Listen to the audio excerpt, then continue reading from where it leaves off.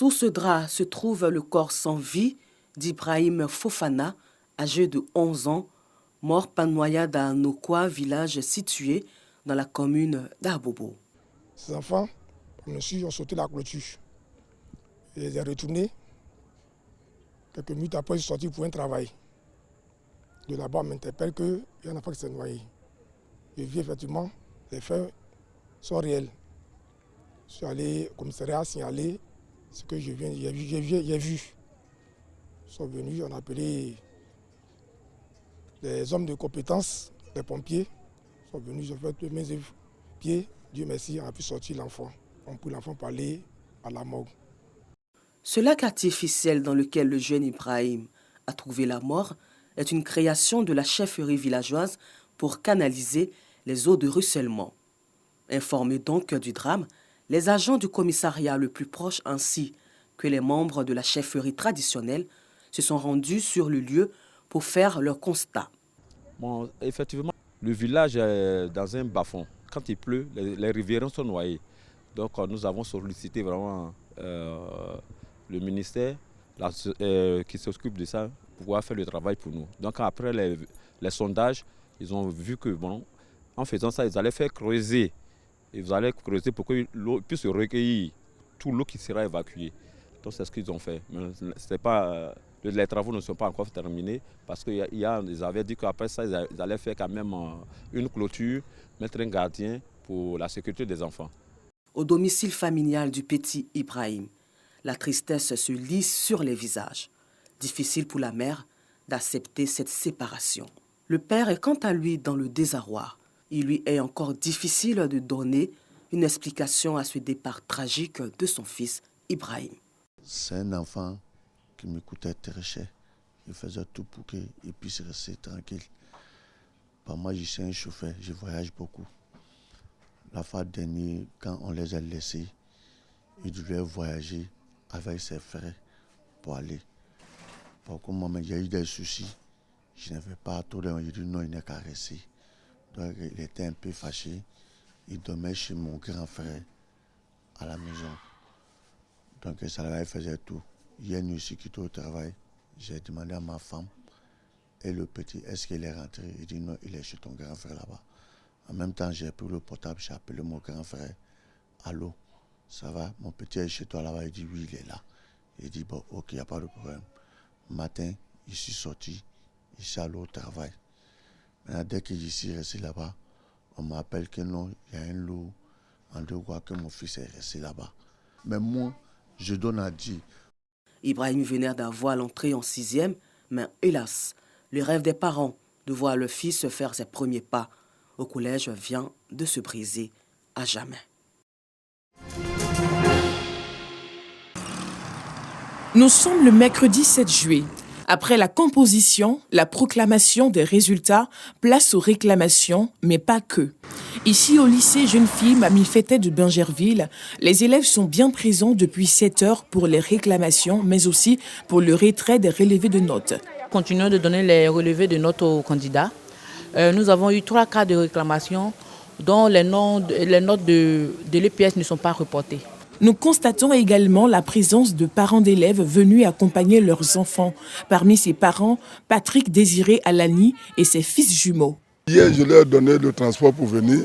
Bon, il y a un qui est venu sans ses pièces, donc il n'a pas pu avoir sa collante. Maintenant, l'autre qui est venu avec ses pièces, bon, quand il a récupéré, comme on appelle sa collante, il constate que sa note de pièces n'a pas été transmise. On lui a dit de venir avec un de ses parents, c'est pourquoi je suis venu avec eux. Son fils Armand Wilfried Alani est lui obligé d'attendre encore un peu avant de manifester sa joie. Il y a eu une erreur sur ma colotte, donc on est venu pour les réclamations. Au niveau de l'épreuve physique, ils n'ont pas mis ma note. Certains parents déplorent la lenteur des retraits des relevés. Depuis hier soir, on était là, on ne nous a pas reçus jusqu'à 20h. Ils nous ont dit de revenir ce matin. C'est pour cela que je suis venue l'accompagner. Sur la liste des réclamations figure Marie Afala Ado. Du haut de ses 30 ans, Marie a suivi des cours du soir pour le concours de brevet d'études du premier cycle. Ce matin, elle est venue pour une réclamation après constat d'absence de notes dans l'une des matières. Il s'est trouvé qu'il y a une erreur sur ma fiche, sur ma collante là. Au niveau des épreuves physiques et sportives, j'étais là, ma note absente. Ce qui a fait que je n'ai pas eu mon BPC. Normalement, je devais avoir, il y a eu 105 points. Normalement, si on a ajouté la note de BPC, il devait avoir. Et si on a ajouté la note plutôt la note d'épreuve physique, j'aurais dû avoir mon BPC. Donc, c'était une erreur de frappe. Une situation bouleversante pour Marie qui a tout misé sur cet examen, car seul moyen pour elle de changer sa situation sociale. Heureusement que je suis allée m'asseoir, j'ai dit je vais vérifier mes points. Donc quand j'ai vu sur la fiche refusée, en tout cas, mon âme n'était pas contente. Je sais qu'il y avait quelque chose qui clochait. Je fais un peu du commerce. Je peux faire un concours de CAFOC. C'est une activité au moins chaque mois ici rémunérée. Le délai pour introduire d'éventuelles réclamations dans les centres de composition respectifs est de 72 heures, soit 3 jours, à compter de ce mercredi 7 juillet 2021. Les résultats des jurés spéciaux de réclamation seront publiés le lundi 12 juillet 2021 à 14 heures dans les centres de composition.